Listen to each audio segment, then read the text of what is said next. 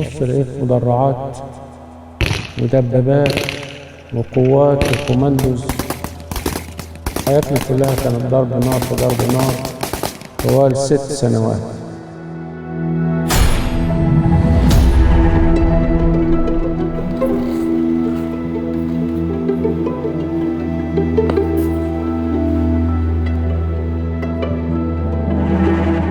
أنا اسمي يونان عبيد، مواليد الأنطرة شرق، مدينة بتقع على قناة السويس بالقرب من بورسعيد.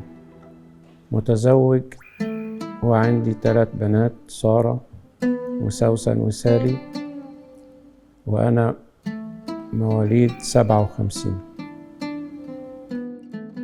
نشأت طفولتي في الأنطرة لحد ما والدتي انتقلت للمجد، وثبتنا احنا كنا حوالي 7 اخوات. بعدها بشهرين اجى حرب 67 وعانينا ما عانيناه من الحرب يا احبائي، وكنا بنعيش في الخنادق، والخنادق كانت ضلمة، لكن ضرب الصواريخ والقنابل حوالينا من كل حتة، لكن عناية الله هي اللي حفظتنا، وهو الرب اللي حافظ علينا بالفعل يا أحبائي.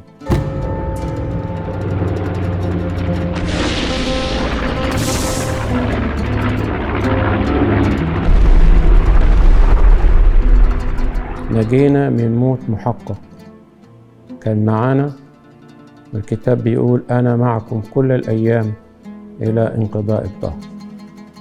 نشكر الله يعني في بداية الحرب قد إيه معية الرب كانت معانا. طبعا الطعام من حوالينا قل، مية مفيش، اضطرينا مش عايز أقول أكلنا إيه وعملنا إيه من كتر الجوع اللي إحنا فيه. لكن بعد كده يجوا البلد محتلة، طبعا حرب 67 قوات الاحتلال طلعتنا من البيت وهدمته، فروحنا عشنا في بيت سيدي، وهناك برضو عيشتنا كانت داخل الخندق، لأن الحروب والاشتباكات كانت شغالة وحرب الاستنزاف كانت صعبة جدا علينا أحبائي، لكن إيد الرب كانت شايلانا وحملانا في كل وقت، في الوقت العصيب جدا وفي وقت الضيق ووقت المعارك كان الرب شايلنا وحفظنا. استمرينا في الأنطرة تقريبا تحت الحرب حوالي 1.5 سنة، وبعدين اجوا اليهود رحلونا ومشونا من البلد وودونا العريش. ارتبطت بعد كده بزوجة فاضلة، والرب اداني منها 3 بنات. بعد كده ربنا كرمني وبنيت فيلا كبيرة على البحر واستخدمتها للاجتماع، يعني كانت في قاعة كبيرة كنا بنصلي فيها، وكانوا الإخوة بيجوا يعني من كل ناحية، والرب باركنا كتير. استمرينا يعني في الاجتماع حوالي 22 سنة. ويا بخت البيت اللي فيه الرب، ويا بخت البيت اللي فيه اجتماع يا أحبائي. بعد كده الزوجة انتقلت للمجد في 2014.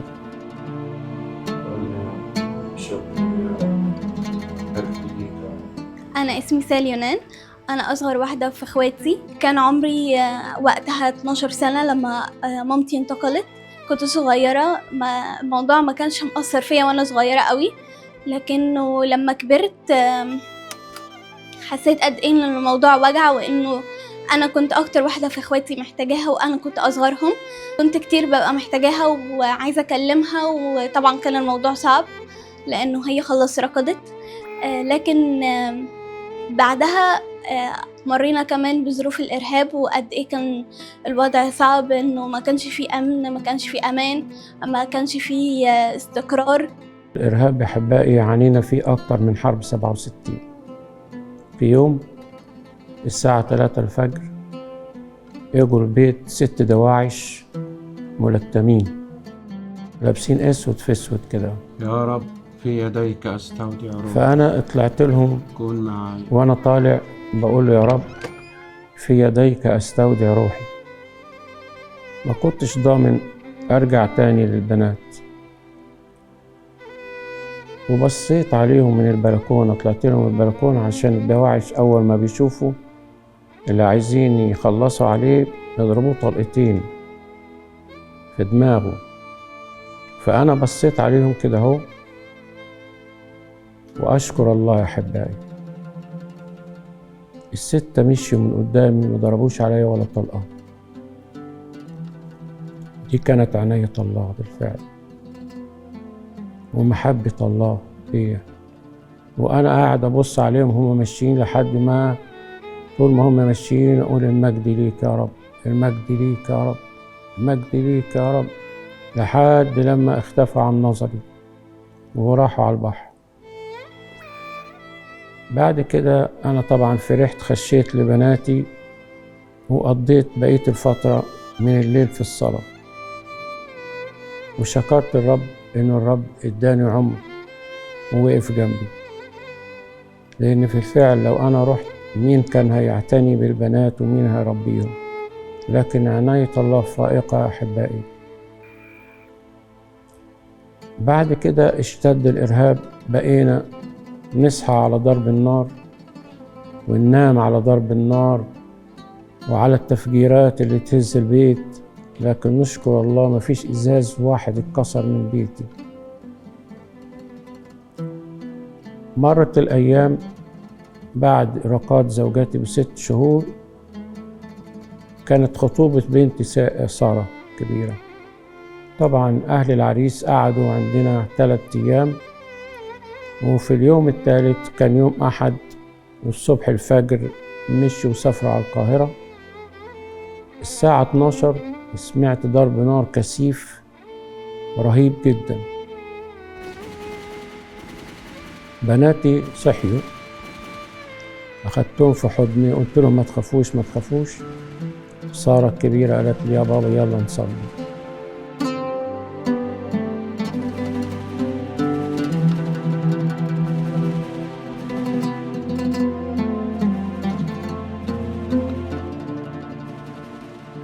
أنا اسمي سارة يونان، اتولدت واتربيت في العريش. العريش مع إنها بلد جميلة وهادية، لكن ظروفها بعد ثورة 2011 مخصوص كانت فترة صعبة جدا أمنيا. ما كانش الوضع مستقر تماما، لكن مع كل الظروف الصعبة احنا كنا واثقين ان ربنا حافظنا وهو اللي بيحمي وهو اللي بيصون. وشوفنا ده كذا مرة في كذا اختبار، يعني انه الاوضاع صعبة، وزي ما بتقول الترنيمة يعني الناس شايفة جفاف، لكن المؤمن في وسط الخطر بيشوف المطر. أنا اسمي سوسن يونان، اتخرجت في العريش بكالوريوس هندسة. وقت ما كنت في الكلية كان تعامل كتير قوي، كان صعب وقت الإرهاب، وقت الأحداث اللي حصلت. كان أقرب حاجة تعرضت لها هو إن وقت وانا كنت في الكلية، احنا الكلية بتاعتنا في العريش، كان جنبي اسم أول، كان كل شوية بيحاولوا يضربوه كتير. كنت في الكلية بتاعتي من جوه في سيكشن، كنا بنسمع الطيارات الأباتشي، وبنسمع طيارات رايحة جاية في السماء، وحصل وقتها تفجير كان جنب القسم. طبعا احنا كلنا اتخضينا، مكناش عارفين نعمل ايه، لان من كتر الاحداث التفجير اللي حصلت الازاز اترج وفي ازاز وقع في الارض. ساعتها قلت يا رب، يعني قعدت اقول يا رب طب انا اعمل ايه، طب اروح، طب افضل، طب بابا. انا ما كنتش عارفه طبعا اتصل بعندي في البيت، لان كان عندنا ما كانش فيه اي تليفونات ولا اي اتصالات ولا اي حاجه، لان الشبكه عندنا كانت رايحه خالص، يعني وجود التليفون يعني زي عدم. بس قعدت اصلي كتير ان ربنا يعني يتدخل، لان انا كنت وقتها ما كنتش عارفه اذا كنت هرجع البيت ولا تاني ولا اشوف اهلي ولا ايه الدنيا، ما كنتش عارفه اي حاجه خالص. ساعتها قعدت اصلي اقول يا رب يعني انا واثقه ان انت بتحمي ولادك. بعد شوية سالي الصغيرة جاتني قالت لي يا بابا الحق. ببص لقيت مدرعات ودبابات وقوات وكوماندوز مطوقين البيت ومطوقين المنطقة كلها، احنا ما نعرفش حاجة. قلت لهم طب يلا انزلوا احنا هنفطر، واحنا فطرنا على ضرب النار، حتى كنا بنصلي وبنجتمع على ضرب النار. حياتنا كلها كانت ضرب نار في ضرب نار طوال 6 سنوات.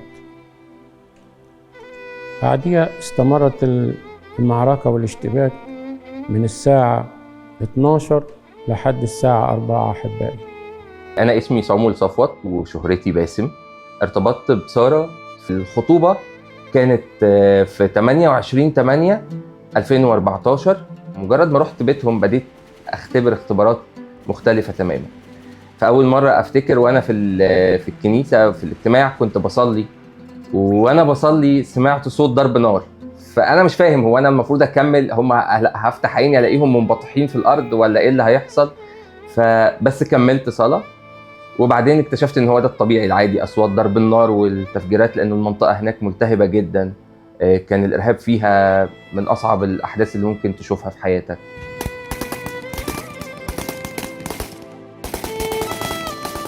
بعديها عرفنا بقى من التلفزيون إن الكوماندوز المصري القوات المصرية قدرت تخلص على 2 من الإرهابيين، واحد منهم كان قائد كبير في كتائب بيت المقدس. اشتد الإرهاب علينا في العريش، قتلوا منا في أسبوع واحد 8 أفراد. دخلوا على شخص بدون رحمة عاجز نايم في سريره، موتوه وحرقوا البيت. طب أنا في الفترة دي كنت أصلي وأقول له يا رب وجهني أعمل إيه؟ أنا نفر ضعيف، لكن أنت قلت يا رب قوتي الضعف تكمل. وبالفعل ما سبناش ولا دخلنا عنا ولا ثانية واحدة. طب يا رب كل الإخوة والخدام بيتصلوا بيا بيقولوا لي اطلع من العريش خلاص. قلت لهم مش هطلع إلا بصوت واضح من الله. لحد في يوم ما كان في أخ معانا في الاجتماع قتلوه بالليل. قلت للبنات جهزوا شنطكم خلاص احنا مش هنقعد هنمشي. أختي اتصلت من العبور مرسى قالت لي يونان هات البنات وتعالى ما تقعدش ولا ثانية. من بعديها سارة اتصلت بيا كمان قالت لي من فضلك يا بابا هات البنات وتعالى بسرعة. قلت لها استني شوية عليا عايزة أجيب أعمل أوراق وتحويل سالي. قالت لي لا تعمل ولا حاجة يا بابا، اعمل معروف. طبعا كلمت واحد سواق اجى أخدني من قدام الدار الساعة 5:30 صباحا بتاريخ 17/2/2017. كنت بحب العريش جدا وكنتش قادرة ان انا اخد خطوة انه احنا نمشي او كده. يعني كنت بقول للبابا خلينا، لكن في يوم وليلة قررنا انه كفاية كده خلاص لازم نطلع من البيت، لازم نسيب البلد. فالوقت ده كان صعب جدا لانه انا ما عنديش حد هنا، ما سبت البيت كنت صغيرة.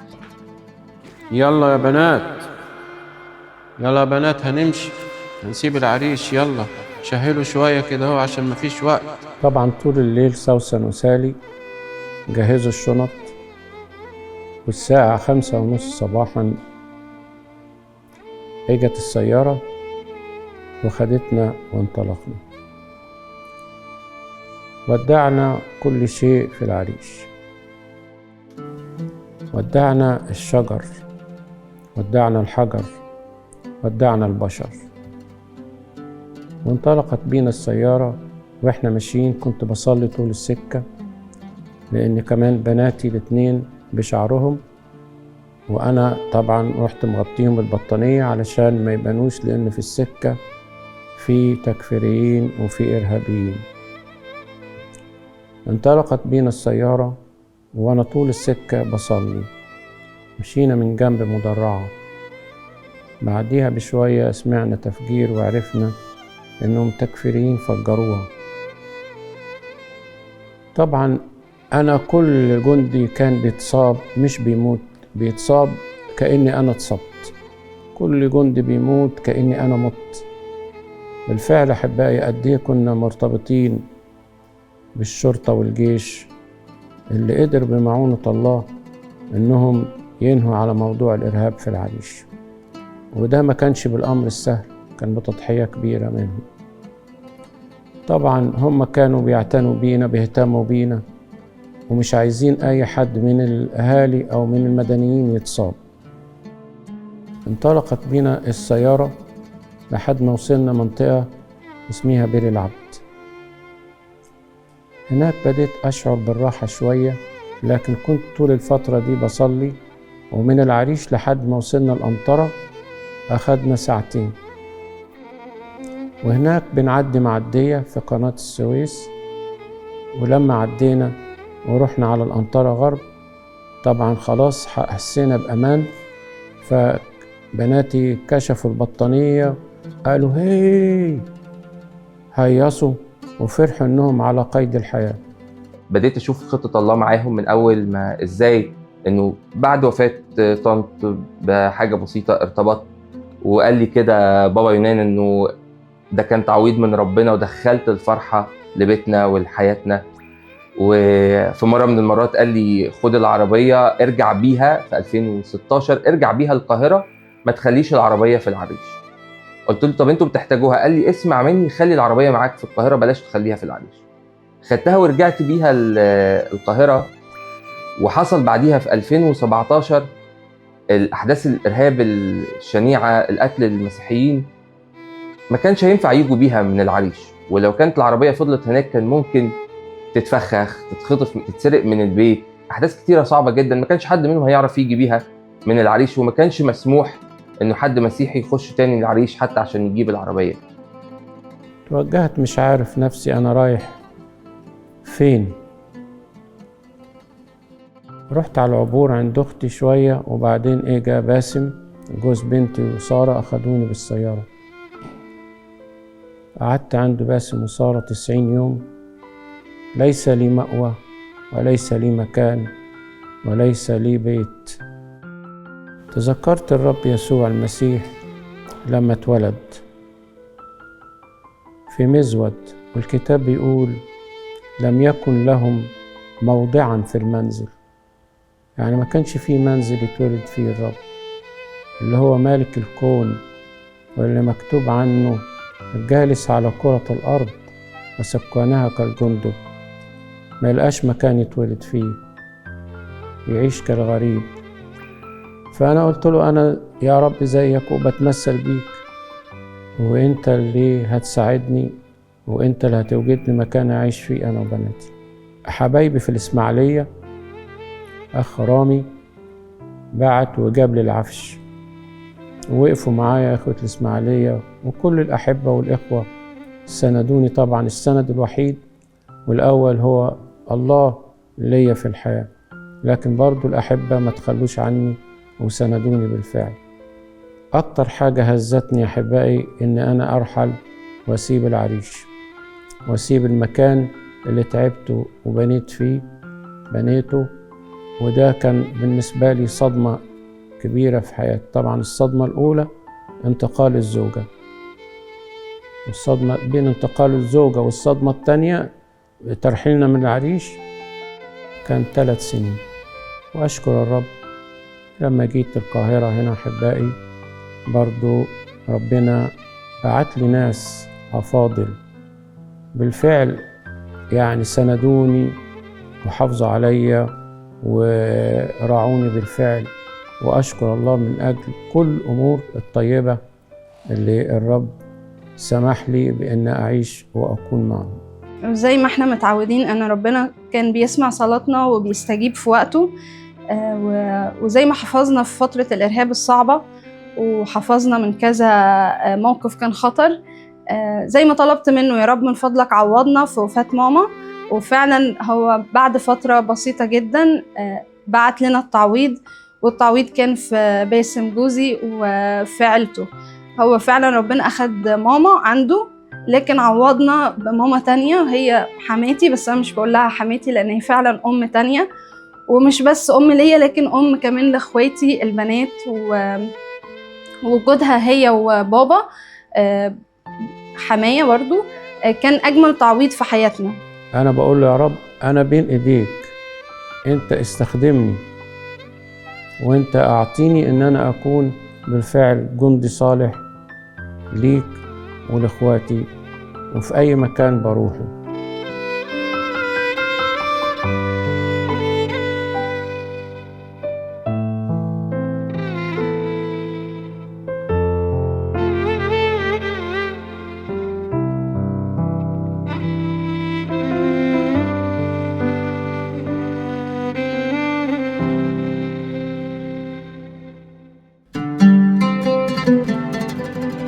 اللؤى أصل الحكاية.